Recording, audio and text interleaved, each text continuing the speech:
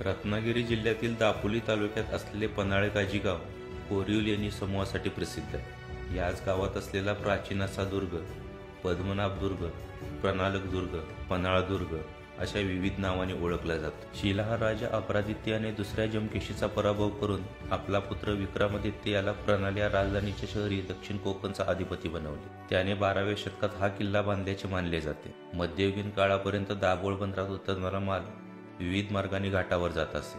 आदिलशाच्या ताब्यात असलेल्या दाभोळ बंदरातून थेट विजापूरपर्यंत व्यापार चालत असे. यावेळी हा किल्ला महत्त्वाचे ठाणे होते.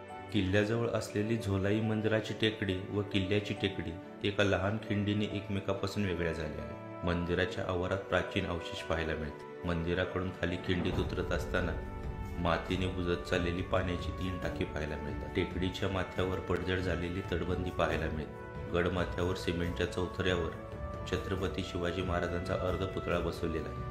पुतळ्याच्या मागील बाजूस दगडी चौथर आहे. गडाची तटबंदी मोठ्या प्रमाणात ढासळलेली असल्याने गडाचा मुख्य दरवाजा सापडत नाही. गडाचा माथा दक्षिणोत्तर 2 एकरावर पसरलेला असून संपूर्ण किल्ला 1 तासात पाहून